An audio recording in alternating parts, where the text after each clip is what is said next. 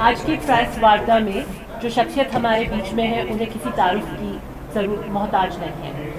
हमारी पार्टी की वरिष्ठ अहदेदारान, भारतीय राष्ट्रीय कांग्रेस सोशल मीडिया की सदर श्रीमती सुप्रिया सुले जी से मैं दरख्वास्त करती हूँ कि जम्मू कश्मीर रियासत की जो आइन के आवाम के जो मसले हैं, जो बारीक मौजू है और हुस्न जमहूरियत को बहाल करने के लिए जो मौजू है, उनको लेकर आपके बीच में हमारी पार्टी के कायद और उसूल के साथ अपने इजहार ख्याल हम कलाम आपसे करेंगे। धन्यवाद। आप सबको मेरा इस्तकबाल, आप सबको मेरा नमस्कार। It's a very good afternoon to be in Srinagar. और मंच पर बैठे हुए मेरी वरिष्ठ साथी दिव्या मदेरना जी, अब्बास भाई, अमरीश जी, प्रणव जी, जतिन जी, सबसे पहले तो मुझे आपको मुबारकबाद देनी चाहिए। आपकी उर्दू सुनकर तो मुझे लखनऊ याद आ गया। हम कश्मीरी की ओर भी जाएंगे, टूटी कश्मीरी तो बोल ही लेंगे शायद। बिल्कुल। मैं आज आपके सामने हूँ और आप में से कुछ चेहरे याद आते हैं भारत जोड़ो यात्रा के दौरान के, उस टाइम पे कवरेज के, उस टाइम पे इंटरव्यूज़ के। आशा है आप सब लोग ठीक है। I hope all of you are good. मैं इंग्लिश और हिंदी को मिलाकर बीच बीच में करूँ, right? Okay. Some very familiar faces, so happy to see all of you again and good to see that you've been well. 10 साल बाद ये मौका आया है कि जम्मू कश्मीर अपनी खुद की सरकार चुनेगा। 10 साल बाद ये मौका आया है कि करीब 2 करोड़ लोग अपनी खुद की सरकार चुनेंगे, अपने वोट के उस अधिकार को यूज़ करेंगे जो बाकी देश करता आ रहा है। इन 10 सालों में आपने बहुत कुछ झेला है। इन 10 सालों में आपने करप्शन झेला, इन 10 सालों में आपने बेरोजगारी झेली, इन 10 सालों में आपने महिला असुरक्षा झेली, इन 10 सालों में आपने महंगी बिजली, महंगा पानी, बिजली की कटौती, बहुत सारी चीज़ें झेली। और सबसे पहले तो सलाम है आप सब लोगों को, क्योंकि ये झेल कर और उसके बाद भी खड़े रहना आसान नहीं होता है। मैं अपनी प्रेस वार्ता 2 भागों में करूंगी। I will largely speak on 2 blocks. One is the chargesheet. 10 सालों में इनकी जो असलियत आपके सामने बयां होनी चाहिए उस पर चर्चा करूंगी पॉइंट वाइज। और उसके बाद हमारे क्या प्रॉमिसेस हैं, हमारा क्या प्लान है, हमारी क्या गारंटी है जम्मू कश्मीर के लिए, उस पर चर्चा करूंगी। अगर आप लोग थोड़ा सा शांत रहेंगे तो मैं आराम से बोल पाऊंगी, आपको मेरी आवाज आएगी। सबसे पहले तो पिछले 10 सालों में सारा रूल जो है वो बीजेपी का रहा है। 5 साल सरकार एलजी का रूल, और एक ऐसे व्यक्ति को आपके सर पे लाके बिठा दिया जिसने आपके हक, आपके रिसोर्सेज, आपकी चीजों को बाहरियों को दिया। The reality is that the rampant corruption that Jammu and Kashmir has seen under the present Lieutenant Governor is a blot for any democracy. और मुझे ऐसा लगता है कि अब जब हम चुनाव के मुहाने पर आकर खड़े हैं तो जरूर लोग उसका हिसाब करेंगे, जरूर लोग उस पर सवाल पूछेंगे। और मैं सिलसिलेवार तरीके से कुछ चीजें आपके सामने रखना चाहती हूं। पिछले 10 सालों में जम्मू कश्मीर में हर चीज का दाम बढ़ा है, बाकी देश में भी बढ़ा है, लेकिन आपके लिए वो दिक्कतें और ज्यादा हैं क्योंकि जम्मू कश्मीर में इस देश में दूसरे नंबर पर आपकी बेरोजगारी है। तो बेरोजगारी और महंगाई का जो कॉम्बिनेशन होता है वो बड़ा लीथल होता है, और उसके चलते आपको जो दिक्कतें हुई हैं उसके बारे में मैं अगले 5-10 मिनट में जरूर बात करूंगी। पानी की किल्लत, महंगी बिजली, 65%, 65% of government jobs are lying vacant and there is no plan to fill these government jobs. बेरोजगारी सबको पता है और उसके बाद 65% गवर्नमेंट जॉब्स खाली क्यों हैं, इसका जवाब तो सिर्फ एलजी और उनके दिल्ली में बैठे हुए आका दे सकते हैं। क्या चीजें सुधर गई उसके बारे में भी हम चर्चा करेंगे। बड़े बड़े दावे किए गए थे शांति के, अमन के, चैन के। यह अलग बात है कि जब 2024 का चुनाव आया तो जो शांति, अमन, चैन के बारे में अपनी ही डींगे हाँकते थे वो ना श्रीनगर लड़ने लायक थे, ना अनंतनाग राजौरी लड़ने लायक थे, ना बारामूला लड़ने लायक थे, तो वो सब रण छोड़ के भाग गए। The reality is that all of these people who were speaking about peace in the valley and in Jammu, they did not have the face to contest an election in Anantnag, Rajouri or Srinagar or Baramulla for that matter. The reality is that Jammu and Kashmir has reeled under high prices, rampant unemployment, rampant corruption, water shortage, very, very high electricity cost, huge electricity cuts. Even the private sector, if you look at the job creation by the private sector and the value addition, it is lower than levels of 2019. 2019 में private sector यहां पर निवेश ज्यादा कर रहा था और value addition ज्यादा कर रहा था. आज 65% सरकारी नौकरियां भी खाली हैं और प्राइवेट सेक्टर का निवेश और प्राइवेट सेक्टर का वैल्यू एडिशन भी निरंतर गिरता गया. आज 2019 के लेवल से नीचे है. मुझे एक बोतल पानी मंगा दीजिएगा. स्कैम, ऐसा कौन सा सेक्टर है जिसमें स्कैम नहीं हुआ है? Mining scam, liquor scam, construction, contract, हर चीज में स्कैम हुआ है. और हर चीज में स्कैम का सबसे बड़ा पहलू यह है कि आपके हक को लेकर दूसरे के हक को दे दिया गया है. सबसे बड़ा पहलू यह है कि कॉन्ट्रैक्ट्स में यहां के लोगों का जो भागीदारी है, the participation of people in government contracts, the participation of people in mining, in liquor, in all of those things has gone down.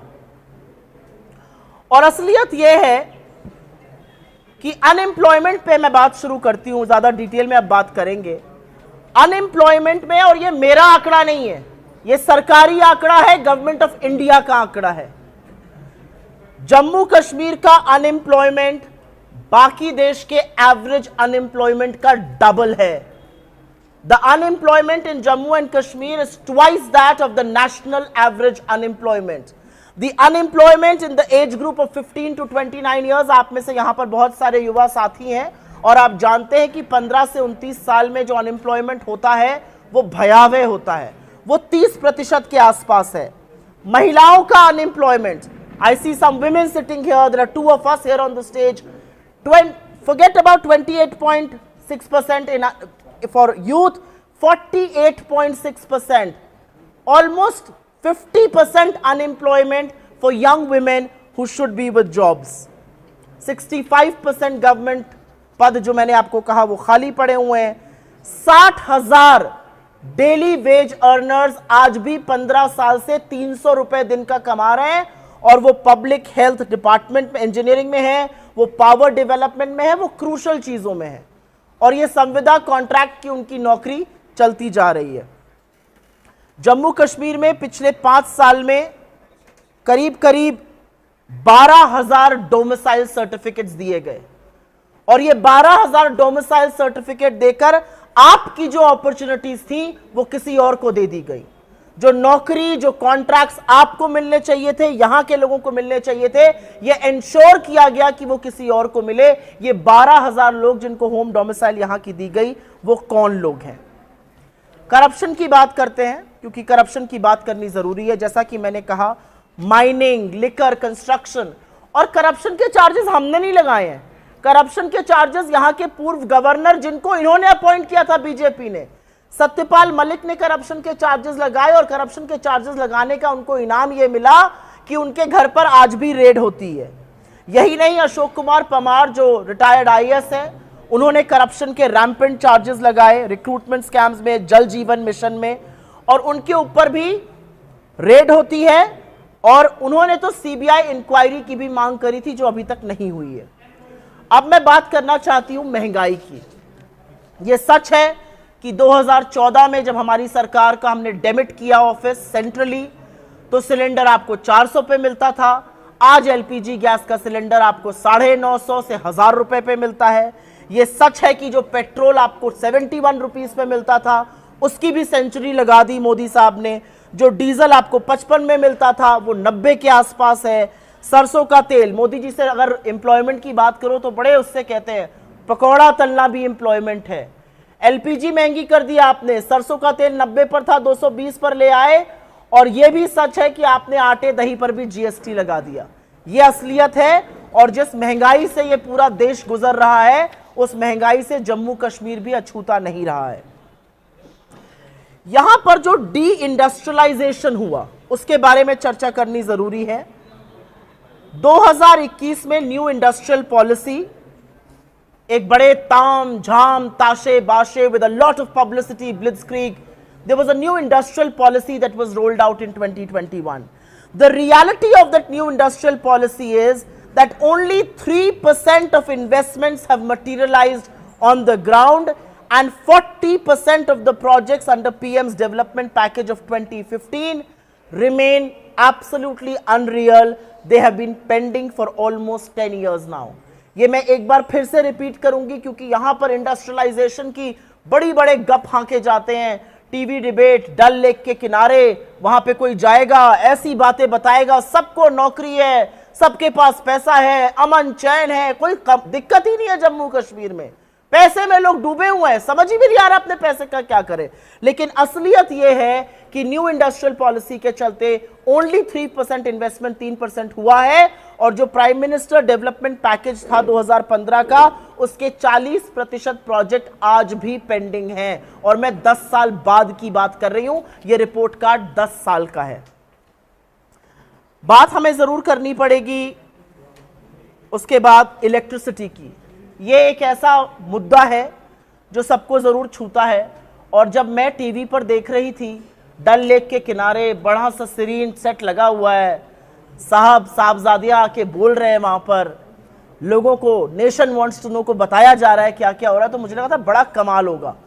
असलियत यह है कि जम्मू कश्मीर ने इस तरह की इलेक्ट्रिसिटी शॉर्टेज कभी नहीं देखी है। मैं कश्मीर वैली से शुरू करूंगी।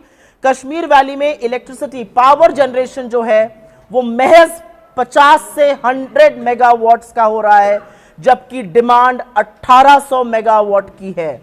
और उसके चलते करीब करीब 70 लाख लोगों की जिंदगी पर, उनके कामकाज पर, उनकी प्रोडक्टिविटी पर इसका असर पड़ रहा है। असलियत यह है कि 12-12, 16-16 घंटे के पावर कट्स हमने देखे हैं। यहां पर जम्मू में जो पावर डेवलपमेंट कॉरपोरेशन है, उसने भ्रष्टाचार का एक नया आयाम रच दिया है।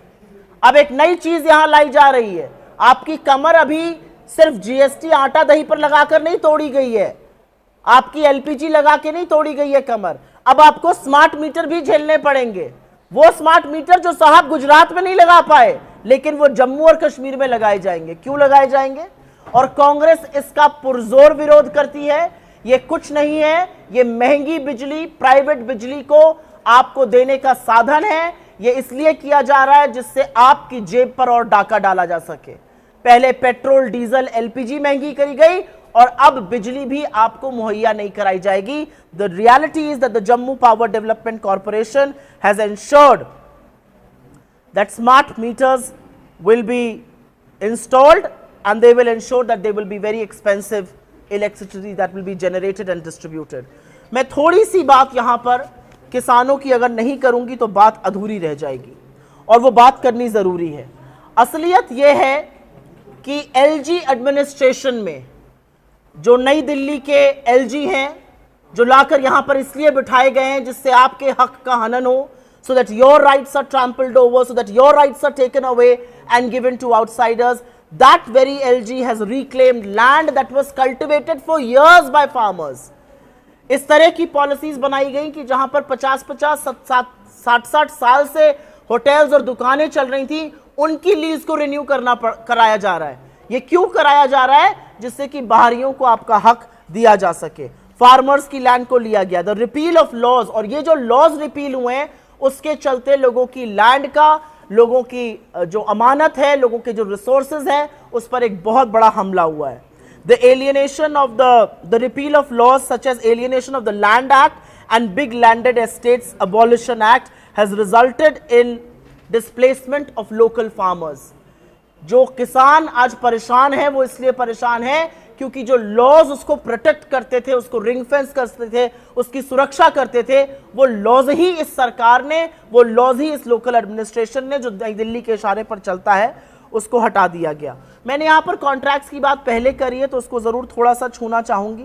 मैंने बोला था माइनिंग का कॉन्ट्रैक्ट हो, मिनरल्स का कॉन्ट्रैक्ट हो, लिकर हो, कंस्ट्रक्शन कॉन्ट्रैक्ट्स हो, ज्यादातर ग्रेवल वाले कॉन्ट्रैक्ट्स हो, ये ज्यादातर बाहरियों को मिल रहे हैं। एक फिगर आपके सामने दे देती हूं। 450 मिनरल ब्लॉक्स ऑक्शन हुए और इसमें से 200 ब्लॉक उन फॉर्म्स को दिए गए जो इस रीजन से ही नहीं है। Almost half the blocks were given away to people who are not from this region. I now want to talk about health, because ये एक बहुत बड़ा मुद्दा है। मैं कई बार दिल्ली के एम्स जाती हूं या प्राइवेट हॉस्पिटल्स जाती हूं, मुझे बहुत से लोग जम्मू कश्मीर से मिलते हैं और मैं कई बार सोचती हूं कि जम्मू कश्मीर का तो जो इंफ्रास्ट्रक्चर हेल्थ का था, एजुकेशन का था, लिटरेसी रेट था, वो बाकी देश के नेशनल एवरेज से बेटर था। आज ये तादाद क्यों बढ़ रही है लोगों की आने की? और उसका कारण ये है कि जो नीति आयोग की रिपोर्ट है, ये मेरे फिगर नहीं है, ये इसी सरकार, दिल्ली सरकार, बीजेपी की नीति आयोग के फिगर्स हैं। 17 बेड अवेलेबल हैं आज पर लाख पीपल के लिए। ये हिंदुस्तान में one of the lowest ratios है। 0.32 स्टाफ और नर्सेज अवेलेबल हैं। असलियत यह है कि 19% ऑफ चिल्ड्रन आर वेस्टेड। असलियत यह है कि prevalence of anemia in women is one of the highest in the country as far as Jammu and Kashmir is concerned. Between the age group of 15 to 49, 50% women anemic है, खून की कमी है, और ये poor health infrastructure, poor health resources का एक सबसे बड़ा प्रमाण है। For every 1 lakh population in the region, you have 17 hospital beds that are available. It's a shame, it's a blot on what the BJP has done to the beautiful state of Jammu and Kashmir, which has now been reduced to a union territory, and I will just speak about this. The crime against women and children have gone up unabated. In the 5 years, women crime has increased by almost 160%. Crime against women, according to the NCRB, has gone up by 15%, the serious crime. और इसके अलावा education की अगर बात कर ले, और ये मैं अंतिम बात कह के अपनी बात खत्म करती हूं, एजुकेशन में करीब करीब 4400 गवर्नमेंट स्कूल्स जम्मू कश्मीर में बंद कर दिए गए। 2024 में हम विश्वगुरु बनेंगे, हम वॉर रुकवाएंगे, लेकिन हम अपने ही देश के 4400 गवर्नमेंट स्कूल बंद करेंगे। असलियत यह है कि एनरोलमेंट लगातार घटा है यहां पर। असलियत यह भी है कि नंबर ऑफ टीचर्स जो 1,04,184 होते थे, वो घटकर करीब करीब 98,000 रह गए हैं अब। असलियत यह है कि स्किलिंग सेंटर्स नहीं है यहां पर, और इन सब चीजों के चलते जम्मू कश्मीर को बुरी तरह से पिछाड़ा गया है। और इसी के चलते whether it's the abuse of drugs or whether it is the mental health crisis in Jammu and Kashmir, it has gone up unabashedly. Mental health is a crisis all over the world in our country, लेकिन जम्मू कश्मीर में जिस तरह से डर का, alienation का, जिस तरह से एक अलगाववाद का माहौल बनाया गया, और जिस तरह से अशांति को पे कंट्रोल नहीं हुआ, उसमें बहुत कुछ हुआ है। मैं 2 बातें यहां पर कहना चाहती हूं उससे पहले कि मैं अपने प्रोमिसेस की बात करूं। बहुत बड़ी बड़ी बातें कही गई थी। कहा गया था कि 2019 के बाद जम्मू कश्मीर में सब शांति बहाल हो जाएगी। सरकार को बने 98 दिन हुए हैं, 98 days since Mr. Modi was sworn in as the Prime Minister of this country. मैं 98 दिन की बात करती हूं, मैं 2019 की बात ही नहीं करती हूं, मैं 2014 से बात ही नहीं करती हूं, मैं उन 225 सैनिकों की बात ही नहीं करूंगी जो शहीद हो गए और आप शांति का झुंझुना बजाते रहे। In the last 98 days, there have been 25 terror strikes in the valley and in Jammu. 25 आतंकी हमले हुए हैं, जिसमें 21 हमारे जांबाज शहीद हुए हैं, 28 हमारे सैनिक घायल हुए हैं। और यही नहीं, जम्मू कश्मीर के 15 नागरिक की इन आतंकी हमलों में मौत हुई है और 47 से ज्यादा घायल हुए हैं। इसका जवाब कौन देगा? और अब हमले, पहले कहा जाता था जम्मू जो था वो शांत हो गया था, वहां पे इंसर्जेंसी खत्म हो गई थी, मिलिटेंसी खत्म हो गई थी।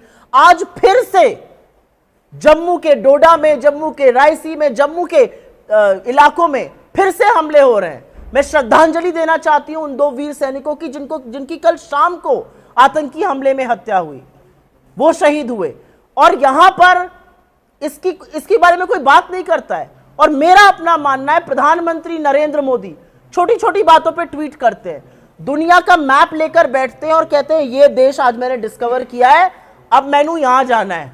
ये असलियत है। छोटे छोटे देश डिस्कवर करेंगे, पता नहीं किसको किसको हैप्पी बर्थडे बोलेंगे, लेकिन 2019 से नरेंद्र मोदी ने कोई भी श्रद्धांजलि का मैसेज, कोई भी संवेदना का मैसेज देना बंद कर दिया है। हमारे ऑफिसर्स की डेथ हुई, हमारे वीर सैनिक मारे गए, हमारे पुलिस के अधिकारी मारे गए जम्मू कश्मीर में, लेकिन नरेंद्र मोदी के मुंह से 2019 के बाद एक भी श्रद्धांजलि, एक भी संवेदना का शब्द नहीं निकला। अगर आपको यकीन ना हो तो ये 25 आतंकी हमले की जो मैंने बात करी है वो उठाइए और नरेंद्र मोदी का मीडिया और उनका सोशल मीडिया देखिए और देखिए कि क्या उन्होंने एक भी हमले का संज्ञान तक लिया है। The least you can do is pay homage for the supreme sacrifice that our forces, our police forces are making in Jammu and Kashmir, but you have chosen not to do that because you want to tell the world that everything is all right in Jammu and Kashmir. No, it is not. It is not all right because militancy that had completely evaporated and vanished in Jammu is back with a vengeance. And what are you doing? ये आपकी विफलता है। मैं देखती हूं यहां अमित शाह आते हैं, बड़ी बड़ी बातें हाँकते हैं, फलाने को मैं ये कर दूंगा, ढिमकाने को मैं ये कर दूंगा। मैं उनसे पूछना चाहती हूं क्या किया आपने जम्मू कश्मीर में पिछले 10 सालों में? जम्मू कश्मीर में आतंकी हमले आपकी सरकार बनने के बाद पिछले 98 दिन में 25 आतंकी हमले हुए हैं और जम्मू तक में हो रहे हैं। और अंत में वो बात करनी ही पड़ेगी जिसके हम सबसे बड़े पुरजोर समर्थक हैं, और वो है आजाद भारत में जो जम्मू कश्मीर के साथ किया गया। इससे पहले कभी भी किसी भी स्टेट को डिसमेंबर करके यूनियन टेरिटरी नहीं बनाया गया है। छोटी छोटी यूनियन टेरिटरीज को स्टेट बनाने का काम हुआ है और यह अच्छी बात थी। क्या सोचकर, किस हिम्मत से, क्यों इन्होंने जम्मू कश्मीर से उनका स्टेटहुड छीना और एक यूनियन टेरिटरी बनाया? और अब आके कहते हैं हम स्टेटहुड रिस्टोर करेंगे। अभी क्यों नहीं कर रहे? कांग्रेस का यह वादा है हमारी सरकार बनेगी and come what may we will restore the statehood of Jammu and Kashmir because this is something you rightfully deserve. ये आपका हक है, ये इस देश के कॉन्स्टिट्यूशन ने, इस देश के आईन ने आपको दिया है। किसी की हिम्मत, किसी की ये हैसियत नहीं होनी चाहिए थी कि जम्मू कश्मीर को डिसमेंबर करके एक स्टेट से यूनियन टेरिटरी बनाया जाए। आई विल वेरी ब्रीफली मैं आपको अपने प्रोमिसेस के बारे में थोड़ा सा जरूर बताना चाहती हूं। उसमें पहला प्रॉमिस हमारा वही है जो मैंने अभी आपको बोला, और वो है जम्मू कश्मीर को हम पूरी तरह से स्टेटहुड दिलाकर रहेंगे। हम महिलाओं के बारे में, जो हमारे राज्य हैं कर्नाटक और तेलंगाना, हिमाचल, हमने महिलाओं के सम्मान के लिए, उनके सशक्तिकरण के लिए स्टेट बजट के अनुसार पैकेजेस दिए हैं। हम यहां पर परिवार की हर महिला मुखिया को 3000 रुपए प्रति महीना देने का वादा कर रहे हैं। यह अनाउंसमेंट हमारे अध्यक्ष खड़गे जी ने यहां पर किया है। सेल्फ हेल्प ग्रुप्स को हम interest free loan of up to 5 lakh rupees देंगे। हम अच्छी सेहत हमारा हक, यह हमारा नारा है। और हर परिवार को, जैसे राजस्थान में हमने चलाया और आज बीजेपी को वो कंटिन्यू करना पड़ रहा है, 25 लाख तक का हेल्थ बीमा देंगे। हम हर तहसील में एक एम्बुलेंस जो लैस रहेगी सारी सुविधाओं से, जिससे 30 मिनट के अंदर सस्ता और अफोर्डेबल इलाज मिल सके, वो देंगे। हर जिले में हम सुपर स्पेशलिटी हॉस्पिटल्स की बात कर रहे हैं। हम कश्मीरी पंडितों को उनका हक देंगे और मनमोहन सिंह जी का जो पॉलिसी थी, जो उनका प्लान था, जो उनकी योजना थी, उसके इंप्लीमेंटेशन से देंगे। असलियत यह है कि कश्मीरी पंडितों को सिर्फ दुरुपयोग किया है बीजेपी ने, उनके हकों का हनन किया है। जब उन्होंने अपने हक के लिए प्रदर्शन किया तो उन पर लाठियां बरसाई गई, उनको करंट लगे तारों से प्रताड़ित किया गया और उनको पॉलिटिकल पॉन बनाया गया। इसलिए हम कश्मीरी पंडितों को उनका हक डॉक्टर मनमोहन सिंह की योजना के तहत देंगे। हम संविधान के तहत पिछड़े वर्ग को उनका हक देंगे। 1 लाख जो खाली नौकरियां हैं, 65% जो खाली सरकारी पद का मैंने पहले बात करी थी, करीब करीब 1 लाख खाली नौकरियां एक जॉब्स कैलेंडर के तहत भरा जाएगा। और यह करना जरूरी है क्योंकि this will help administration, this will help in job generation. 1 job created in the public sector creates 8 jobs in the private space. और अंत में हम हर परिवार को 11 किलो फ्री का चावल देंगे। ये हमारे अनाउंसमेंट्स हैं जो हो चुके हैं, और भी कुछ अनाउंसमेंट हैं जो हमारी लीडरशिप जब जब यहां आती रहेगी करेगी। But this is the pillar of what we are talking about. ये हक है जम्मू कश्मीर का, ये किसी को हम खैरात नहीं दे रहे हैं, ये जम्मू कश्मीर का हक है। जम्मू कश्मीर का हक है कि आप पुनः राज्य बने, जम्मू कश्मीर का हक है कि महिलाओं को सम्मान मिले, ये आपका हक है कि आपको अच्छी सेहत मिले, ये आपका हक है कि आपको रोजगार मिले, ये आपका हक है कि आपके परिवारों को अन्न मिले, ये आपका हक है कि आपको अच्छी सेहत मिले। आपके सवालों का स्वागत है, but I will appreciate if you ask me questions first on the chargesheet that I have spelled out here and of course the promises that we have spoken about. Ma'am, आपने मंशूर का ऐलान किया, लेकिन वहाँ पे कहीं पे भी आर्टिकल 370 और 35A की बात नहीं है। और अगर हम बात करें जम्मू कश्मीर की असेंबली इंतखाबात की, आपने पीपल अलायंस उस पार्टी के साथ किया जिसके मंशूर के अव्वल में आर्टिकल 370 और 35A है। क्या आपको लगता है अगर लोगों ने आपकी सरकार को आपको मौका दिया, क्या ये सरकार आगे बढ़ेगी? क्योंकि मंशूरात अलग अलग है, कहीं ना कहीं आपका मंशूर उनके मंशूर के साथ टक्कर खाता है। हम दो अलग अलग पार्टी हैं तो हमारा मैनिफेस्टो भी अलग अलग होगा। We are not Siamese twins, we are allies, we are partners. We think कि हम जम्मू कश्मीर में शांति, अमन, चैन, पूर्ण राज्य और रोजगार बहाल कर सकते हैं और इसलिए हम साथ आए हैं, हम नेचुरल एलाइज हैं। जहां तक आपकी बात है, CWC का एक बहुत स्टैंड है 370 पे और हमारा भी वही स्टैंड है। हमारा ये मानना है कि जम्मू कश्मीर में बहुत सी चीजों का हल, बहुत सी चीजों का जवाब पूर्ण राज्य का दर्जा है। वो मिलेगा तो बहुत सारी बातें की जा सकती हैं।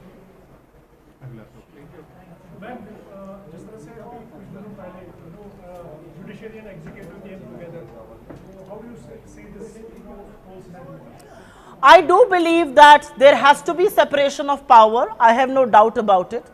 I do believe that the judiciary has to take into cognizance, sometimes suo motu on their own, of what's going wrong in the country. I do believe that the judiciary has to take into cognizance that why are there thousands of Indians who are languishing in jails across the country. Some of them are students, some of them are activists, some of them are bureaucrats, some of them are police officers. Why are they languishing all across the country without trial? I think the judiciary has a job to do.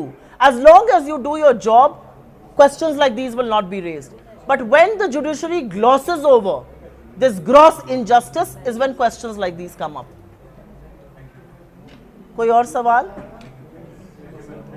शुक्रिया, बहुत बहुत शुक्रिया आपका। Closing remark. यहाँ पर जो powers हैं वो बताए जाते हैं कि दिल्ली से आ रहे हैं। जिस तरह से हमने देखा मनमोहन की सरकार में जब 2 टर्म में उन्होंने कंप्लीट की थी, उसमें अन्ना हजारे और जो अरविंद केजरीवाल हैं वो उभर कर सामने आए थे।